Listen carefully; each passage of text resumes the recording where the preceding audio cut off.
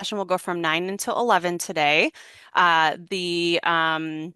We'll do introductions in just a second. Yeah, let's go ahead and go to the next slide here. All right, few housekeeping things as always. This session is going to be recorded, the main presentation. So when we get to the Q&A portions, we will pause the recording just to be mindful of folks' privacy. Please use the chat for questions and include slide or topic context so that our staff can kind of keep track as we're going through today. Questions may be answered during the presentation or during the designated Q&A times, kind of depending on the flow today. And to keep your comment or question off of the recording, just we ask that you begin your message with private, and then one of our team members will follow up with you directly so we can keep that private for you. And then, as always, after our monthly Running Start series, we will share out the slide deck and a recording of the presentation afterwards, which is always posted to our SBCTC dual credit YouTube page. So stay tuned for that if you miss any portion of today or you have some colleagues that couldn't make it. All right, next slide. Thank you, Kristen. Okay, so we will go around and just do some introductions real quick. As I said, I'm Stephanie Wall. I'm a Policy Associate in Student Services and K-12 Alignment. Happy to be here. Thank you all for joining today. I'm going to corn it over to Kristen. Good morning, everybody. I am Kristen Jowie, Program Admin of Student Services and K through 12 Alignment, and always lovely to be with you at a 9 a.m. meeting. And then I will send that to Tim. Hi, everybody. Ditto to what Kristen said. My name is Tim McLean, and I am the Dual Credit Program Supervisor at OSPI. Always happy to be in the presence of our college partners.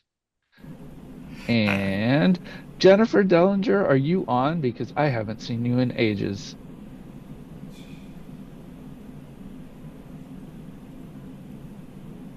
I should have checked before calling her out. Yeah, she might be running a little bit late. She's at a college right now, so she'll jump on in a minute. But Tim, I'll go. Gotcha. Yeah, Okay, Jennifer. Brandon. Yeah, go ahead, Brandon. Good morning, everyone. My name is Brandon Reed. I'm the State Board CTC Link Student Financials Director. Spencer? And my name is Spencer. I am a senior analyst for the student financials team here at the State Board. Thank you so much, everyone. And Jennifer Dillinger will be joining us shortly. Like I said, she's at a college right now, so she's going to step away to do a presentation for us, updates really on her student supports programs. So she's a policy associate in our department and in our K-12 student services and K-12 alignment department at SBCTC. So stay tuned for that. So before we move on to the agenda, I just wanted to say if everybody could put their name, their position, college, how long you've been working on Running Start, and if you work on any other dual credit options in the chat, so we can kind of just get a gauge for who's in the room. It's always nice to see you all, and we really appreciate you being here. So again, name, title, college, org, how long you've been working on Running Start, and if you work on any other dual credit options. Awesome. So I'll give everybody a chance to do that there as I kind of walk through the agenda today. So we have a pretty packed agenda, as you could see by our presenters that are here.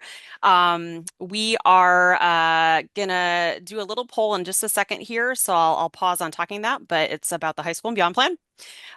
We are going to have Brandon and Spencer do a presentation for us from just updates in our student financials department here at SBCTC. Then we're going to have Jennifer Dillinger do a student supports programs presentation and updates as it pertains to Running Start. So anything that has happened in legislation recently that really can impact our Running Start students. So she's here to give us a bunch of great updates. And then we will have time for our dual credit updates. So we'll have Tim and myself collaboratively do our updates from SBCTC, OSPI side of the house. We'll have plenty of time for Q&A at the end, as well as in between the presentations today. And then to wrap things up, if we have time at the end, we thought we might try something new.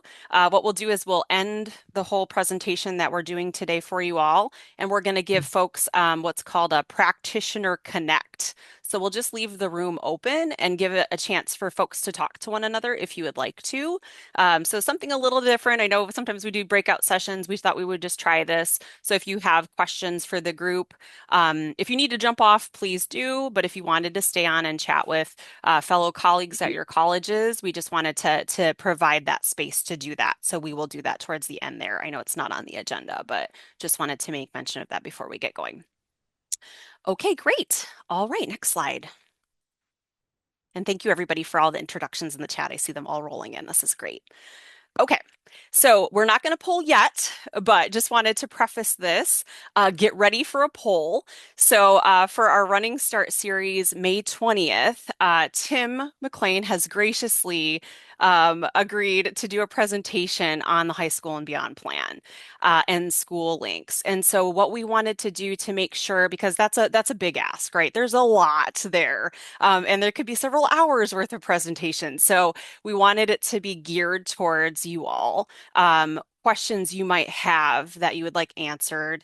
So we're going to do a poll in a little bit here towards the end when Tim does his updates for OSPI, but we wanted to give you the space and time to start thinking about what those questions or wonderings might be when it comes to the high school and beyond plan. And I see Tim has his hand raised. So go ahead, Tim, take it over. Several hours is not what I committed to, Stephanie. That's what I'm saying. No, not several hours. I just wanted to clarify. It's intended to be an overview and just Q&A. I will try to get answers in advance to questions that you may have. I want to be clear, though, this is not like a technical instructional presentation. It's a very much like status report. Here is where we are. If some of the questions are a little too far in the weeds, those are things that I'm going to need to like consult with either school links or Abby on. And unfortunately, Abby's not available on the date in question. That's why I am subbing in, so to speak. So, we will do our best, but understand this is not deeply, highly technical. It's about, where we're at and what the platform might be able to do for you in the future, those kinds of things. So just wanted to put a caveat on that, and my familiarity with the technical aspects are not what Abby's are. Oh, thanks for clarifying, Tim. So you're not going to do a 3-hour presentation for us. No, I'm kidding. Yeah, so thank you, Tim. We're going to embed it into the Running Start series next month. So yeah, so maybe 20 minutes, we haven't, whatever it might end up based on the poll here. So thank you, Tim, and ahead of time, we really appreciate your partnership and just your willingness to come and talk with us about the high school and beyond plan and school links. So really, as Tim said, what are some specifics? What would be helpful to understand from where you all sit on campuses and work with your K-12 partners? Yeah, overview. We just really haven't, during our Running Start series this year, had a lot of space to talk about this, and we thought it would be really important to do so before we move into the summer. So just wanted to get a gauge on that. So we'll do the poll in a little bit. So start thinking about questions or happenings, things that you might want answered there. All right, next slide, please. All right, wonderful. Well, I'm going to go ahead and turn it on over to Brandon and Spencer for some wonderful updates from the Student Financials Department.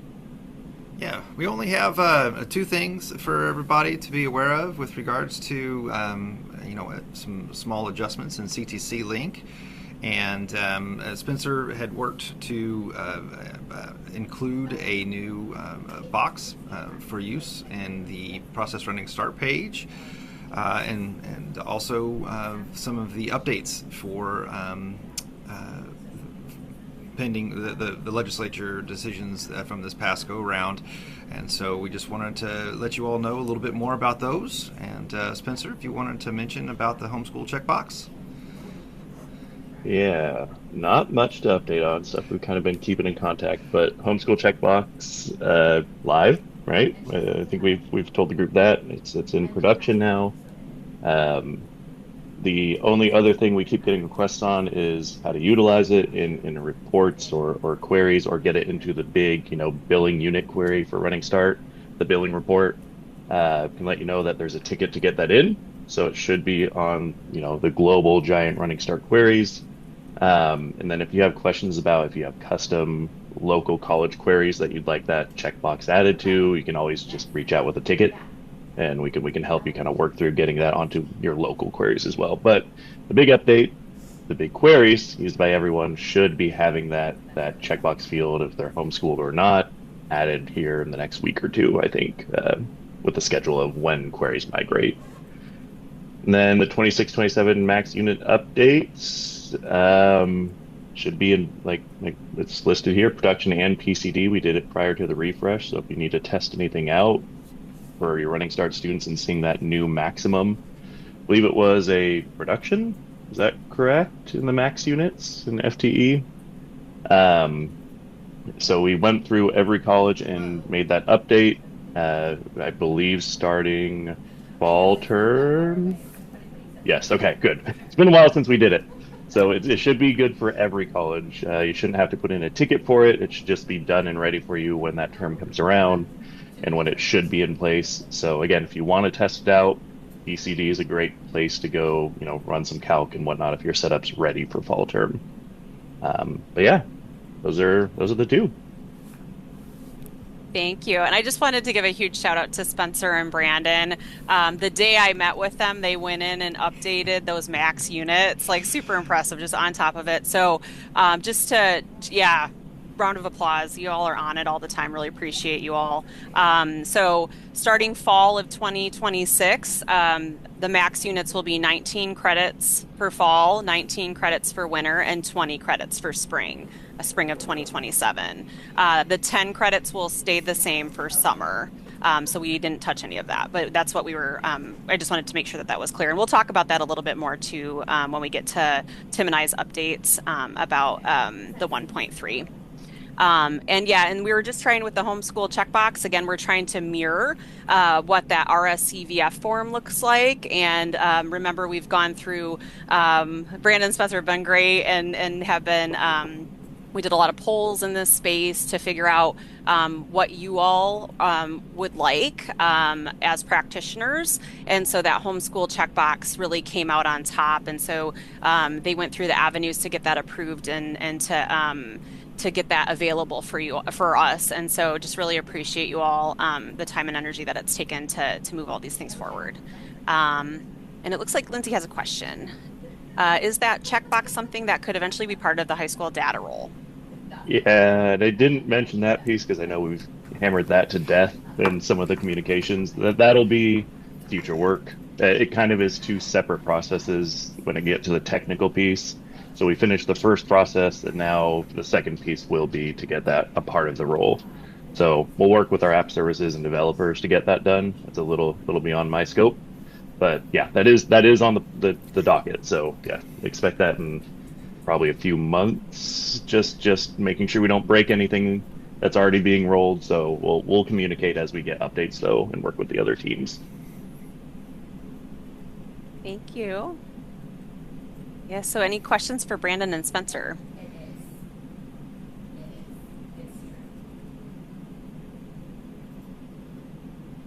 All right. Well, thank you, Brandon and Spencer. Wonderful. Thanks so much for everything. Really appreciate you both and your team.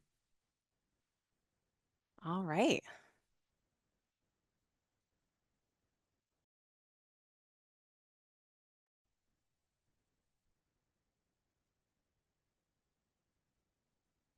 Okay, that brings us to our student support programs presentation.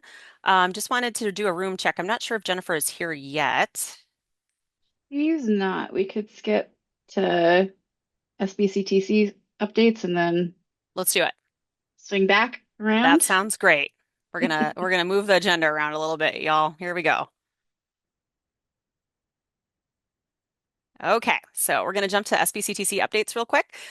So legislative session 2026, I know we've kind of hammered this home over the last couple months. Stole this blurb here from Tim's OSPI dual credit newsletter. So in March of 2026, the Washington State Legislature passed its supplemental operating appropriations bill. That was that in gross substitute Senate bill 5998, lowering the Running Start AAFT limit from 1.4 in 2025-2026 to 1.3 in 2026, 2027. So again, it does not eliminate summer running start, but it does impact overall FTE available to students moving forward into the 2026, 2027 academic year starting fall.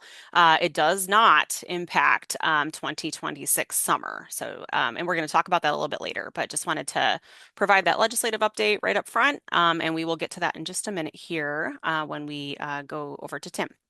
Another update that we just wanted to put out there for everybody, and I know this isn't necessarily pertaining to Running Start, but I know there's a lot of overlap in our dual credit programs and our CTCs.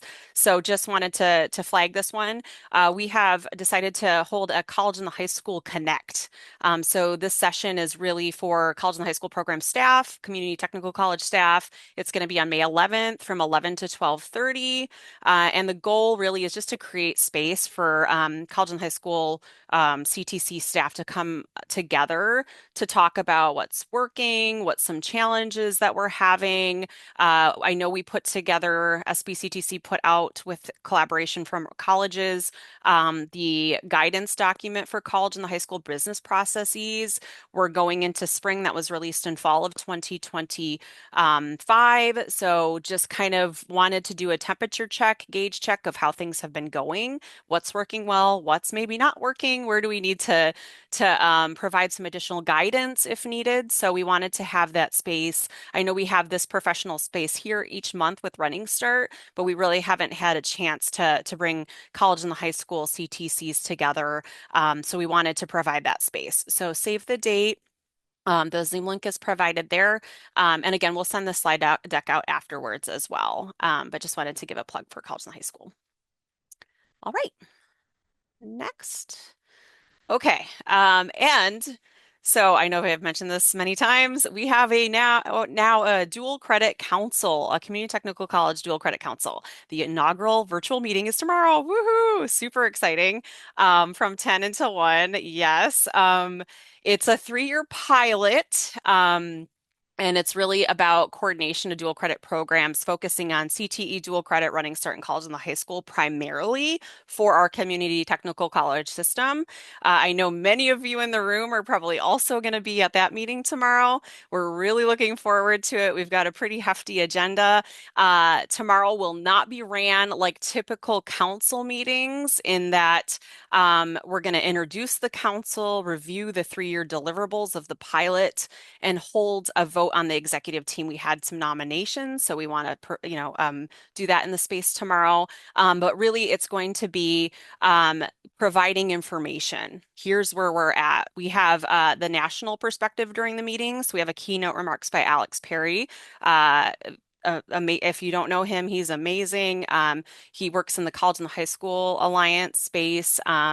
Just really has a great gauge on national dual credit perspectives.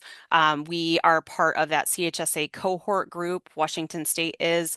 Tim and I and Kristen and Council of Presidents and ERDC work together with him very frequently, very regularly. So we're very excited to have him be our keynote tomorrow. Then we're going to kind of frame it from a Washington State context of what is going around in the dual credit space around the state for CTCs. What are those current initiatives? So sharing that out as well. Then we're going to kind of bring it into that student and family experience perspective for dual credit. So we'll have a presentation from Stanford Children. And then we'll talk about council purpose, next steps, and outlining what the future work is going to look like with the executive team and moving forward with those 3-year deliverables. So very excited about tomorrow. And I just wanted to share that out ahead of time. So yeah, really looking forward to it. Looking forward to seeing how we can all work together in that dual credit space as a system and then all together as a state. So yeah, stay tuned. All right, next slide. And then should we just go into OSP? I don't know if is Jennifer here yet? Nope. Okay. Not yet. Let's Tim, if you're good, we'll turn on over to you. Yep, happy to. All right. Thank you. So building off of Stephanie's remarks on the legislative change to the FTE limit, we, after a lot of conversation among us and SBCTC and Council of Presidents, we landed on the 1919 20 college maximum. So that would be, when I say that, 19 college credits in the fall, 19 college credits in the spring, winter, 20 college credits in the spring. I know there was some confusion about why it is limited, so I wanted to address that. We have concerns about the potential for students exceeding their AAFTE limit, should that 20 credit quarter be pushed anywhere else in the year. I mean, this was really just a means of protecting students, while maximizing FTE, and frankly, the funding that the colleges could receive, with this limitation in place. Unlike the 1.2 or the 1.4, the 1.3 doesn't leave us with round numbers. We ended up with 19.5 per term, and a 0.5 credit doesn't help anybody. So we were trying to find a happy medium in which we ensured that SBCTC and all the Running Start colleges and universities could, receive the maximum benefit of the rollback, while at the same time ensuring that processes on our part could be consistent. When we start talking about that flexibility of moving a 20 credit term anywhere in the school year, that's a lot of work from a process standpoint on K-12 for what is a really small number of students. I mean, until we see data that says otherwise, these are course overload students. So we thought it was a happy medium. That's where we landed. I don't expect it to change now, and I think there's agreement between our two agencies on this. So just being clear that a student could exceed the maximum 1.3 in the spring term with a 20 credit term. That is going to require the SQEAF. Just so that's clear, it's on the RSEVF. It has been included in emergency rule and elsewhere, but make sure that if the students are going for that 20 credit term that exceeds the 1.3, that's indicated with an SQEAF, when you receive it. So hopefully that clarifies that. There has been questions about that should be a 59 if I'm not mistaken. I'll have to go back and look at the RSEVF. Maybe we did make it 58. The second bullet refers to the annual credit maximum, and it has been pointed out that there is a scenario in which a student could get beyond that 58 credits that we included in our guidance. And I had to figure that out for myself. So the reason that that's the case, I think we put an example in the guidance of a 17, 17, 20. And if I'm not mistaken, that gets you to, well, more than 58 credits. The reason for that is because, oh, and the 10 in the summertime, sorry, 17, 17, 17, 10, gets you beyond that 58 credit maximum. That is because of the calculation when you get to the summer of a 10 credit summer divided by 2 rather than being divided by 3. And so it's kind of a mathematical anomaly that gets us above 58 credits. Bottom line is that we landed on 58 credits because that is what a 1.3 equals based upon past formula. So I wanted to clarify that. Is it possible for a student to get over 58? It is possible and allowable, but that's not what we're considering when we talk about fifth year seniors, right? This really only applies to fifth year seniors and how many credits they can take over a combined multi-year enrollment, as a fifth year or sixth year senior. So it really should not impact that many students. Ultimately, the credit distribution is such that, a student will make it work. But for fifth year seniors, we are sticking with that 59 credit max. And I'm happy to answer questions because I know that's convoluted and you're probably still scratching your head because I was for a couple of days. So we'll circle back to that, but I wanted to be clear that, just mathematically a 1.0 is 15 credits, a 1.4 equaled 63 credits, and a 1.3 was 58.5. So those stupid half credits really complicate matters. So I will pause there on the 1.3 and we'll come back to it in the Q&A. Um, but I also wanted to take an opportunity to kind of pull the room and maybe we can come back to this around summer running start and just get a read for how that is going thus far. Summer running start was announced long before the RSEVF was released. So just wanted to make sure. I've gotten a couple of questions about the RSEVF and how that's being completed. Those questions didn't seem inconsistent with what we've heard in the past, and we know that it is an imperfect document, but we've talked in past sessions about the fact that that's really how we have to do it until we have a better system. There's no escaping the fact that we have to find a way to ensure students have the capacity. What I've seen so far appear to be errors in the way that they were filled out as opposed to a systemic problem with the form.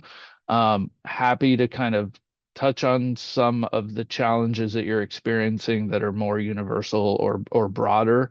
But what I have seen have been kind of user errors, if you will, or human error. But we can dive into that when we get to the open Q&A just to see how things are going and if any questions are popping up. I'm especially interested. It would be wise to probably reiterate that we have to get those assurance forms for students pending graduation. I'm curious to hear if those are coming in and if there have been any trouble in that regard. And then finally, a question that has continued to come up and we'll address in next year's iteration of the FAQ, um, maybe in greater detail, but the answer is actually already there. A lot of folks are asking about the award of an associate degree and what that means for the students running start eligibility going forward. And Stephanie and I have talked, and we're on the same page that when a student graduates from high school and is issued a diploma, running start eligibility ends. And we think that needs to be consistent on the college side as well. Once a student has earned and been formally issued that diploma, whether it's from the high school or the college, they're done with running start eligibility. So when we talk to school districts, we're telling them you can pend that and award it at a later date so that they maintain their eligibility. But to the question of the AA, the same should be done when possible. The student can earn the AA when they have completely finished, and we are calling it done. Um, but if they're interested in continuing running start, they should not be formally issued the diploma. I'm trying to track the questions. Are we wanting to get into questions right now or hold those? We I'm are not going to sure. hold them if you're okay with that, Tim. I And I am. know Jennifer Dillinger is here, so we might pop back Okay. over to the support programs presentation. I know everyone's very eager to ask some questions right now, so we will pause on the questions for just Okay. now. Thank you so much, Tim. And Jennifer Yep. Dillinger is here to do her presentation. We're very grateful that she's pausing from being at a college to join us today. So go ahead and take it on over, Jennifer. Hi, can you hear me okay? Okay, good. We can, yes. I am coming to you live from South Seattle College campus today. Don't have access to a camera, so please do forgive me for that. But I'm really excited to be here with this group of amazing folks working with Running Start students to talk a little bit about some updates happening in the world of student support programs and Washington State public benefits. My name's Jennifer Dellinger. Like Stephanie said, I'm a policy associate at the state board, and I oversee many of our student support programs, including the coordination of our integrated service delivery model. And so you'll see here on the screen, we have some core programs, which include our basic needs work, our benefit navigation, that encompasses those benefit navigators that are on your campuses, our basic food employment and training and work first programs. We've also developed an integrated service delivery model that has integrated some other programs into cross-departmental coordination, applicable common guidelines and processes to streamline things for college staff and state board, and to provide some better technical assistance and support. And so those are opportunity grants, student emergency assistance grant, supporting students experiencing homelessness and worker retraining. And so much like on your campuses, these programs may and or may not live within the same area. And so our integrated service delivery model really supports colleges in the coordination of these programs together to make it seamless for students to access funding and supports. Why don't we move to the next slide, please? And I've just got some updates here for you in the way of what's happening in our world. Our BFET program operates at all of our 34 community and technical colleges, and they do support youth services and Running Start students. There has been some policy and practice changes to the youth services and Running Start. So when we talk about supporting youth, we're talking about students 16 to 21 that may be in GED classes or high school equivalency classes and or be in Running Start. They are still eligible to be enrolled in BFIT if they're receiving food benefits, either through their parents or through as the primary recipient themselves. But our college staff have to do some new coding for them. We're tracking youth services and Running Start students a little differently than we have in the past. And we're also tracking more closely the anticipated completion dates and skills gains from these activities. And so you might hear your campus folks, requesting some information in support of these students that they're working with. And that's because the feds have us tracking these a little differently and reporting more skills gains than we have in the past.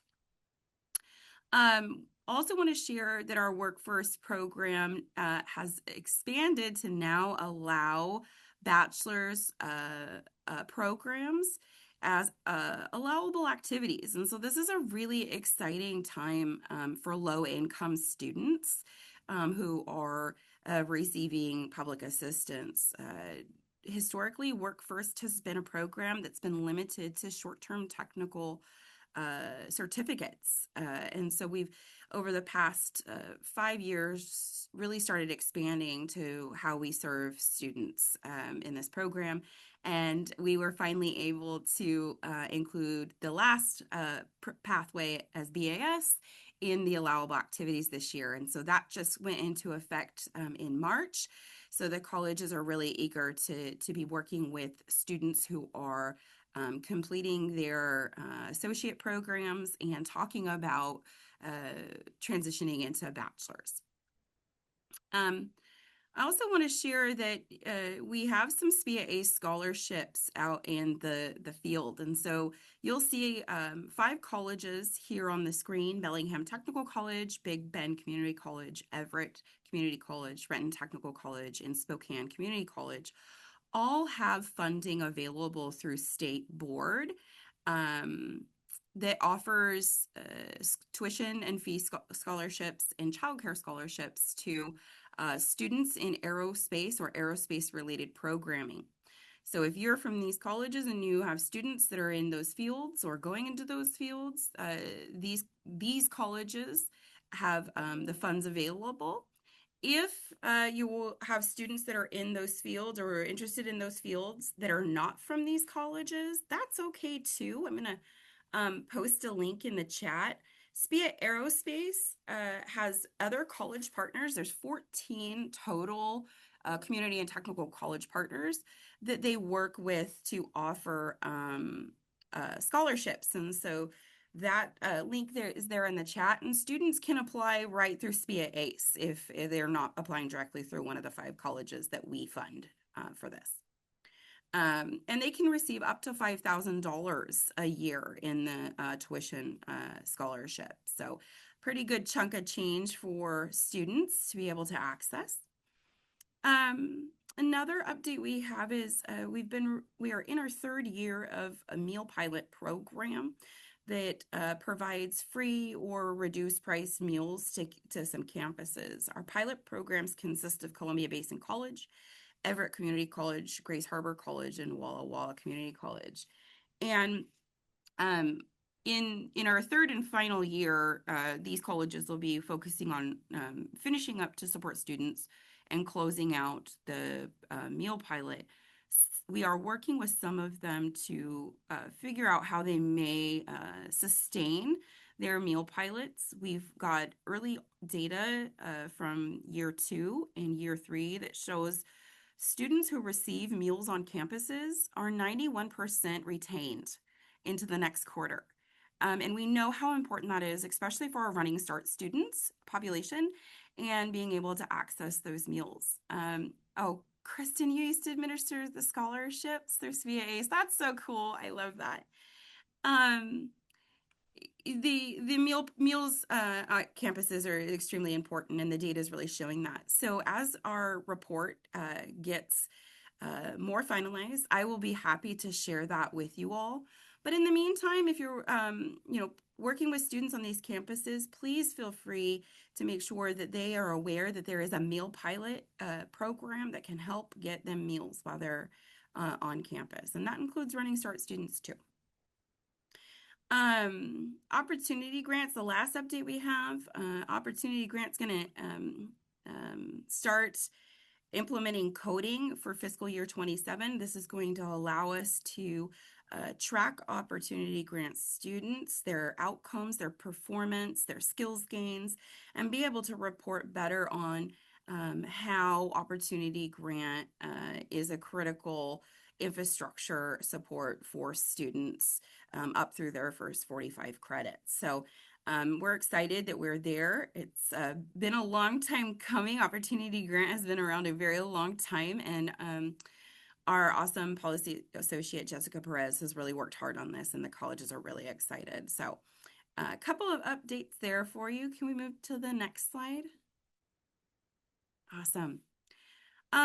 So we've talked with this group a bit about some of the HR1, which is the federal budget bill from the Trump administration that really kind of set the tone for some of the things that we're seeing come into play now around public benefits, financial aid, etc. And so I wanted to make sure we give you guys an update on where we're at with some of these pieces. And so in HR1, there was a SNAP work requirements that was implemented for adults 18 to 64. And so as soon as HR1 went into law, that requirement came to pass. Washington State has been working to implement the support for these individuals. And so really that looks like 120,000 SNAP individuals in Washington State have to meet some level of work requirement that they did not have to meet before in order to receive their SNAP food benefits. And that's 20 plus hours per week or 80 hours per month to keep those SNAP benefits.